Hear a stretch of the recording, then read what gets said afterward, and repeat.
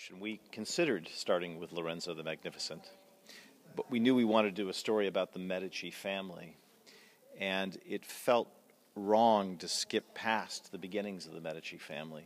And so we looked at Giovanni's life, and we looked at Cosimo's life, we looked at Piero's life, and ultimately we settled on this idea of beginning with the moment when Cosimo must take over from his father, because that would allow us to talk about the beginnings of the bank, largely in flashbacks to Giovanni, which you'll see in future episodes, because Dustin Hoffman continues in flashback beyond the first episode. But also talk about what the Medici family changed, because this is when the Medici family is changing Florence. You know, by the time you get to Lorenzo Magnificent, you're in the high Renaissance. They've already done a lot to change the course of history. And so, you know, seeing Donatello and the David, seeing the dome being completed, those just felt like irresistible stories that we had to tell. And actually now we're working on season 2, and that will be Lorenzo the Magnificent. So we get both this way.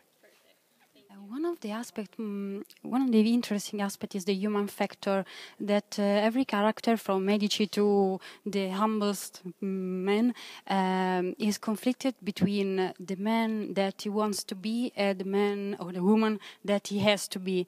That was an interesting point of view for you. Yeah, I think to me, absolutely that's the single most moving thing about the story. And there's many things about the story that move me, but the idea of sacrifice.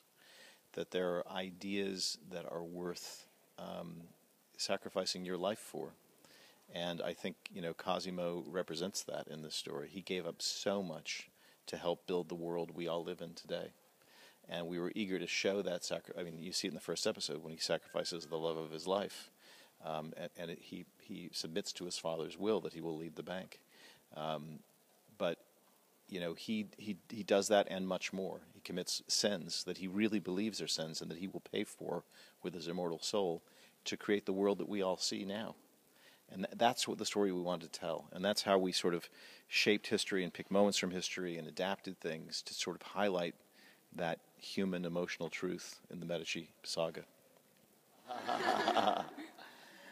You know, as Sergio will tell you, anything good is difficult. It's always, if you're doing it right, it's really, really hard. But I think the thing that I realized, never having done historical drama, it actually has a lot more in common with the X-Files than you'd think. Because the good episodes of the X-Files, the best ones, they were about something. There's a reason you've created this monster, right? It's saying something true. Monsters may not be real, but we've exaggerated things about people because there's an idea we want to explore.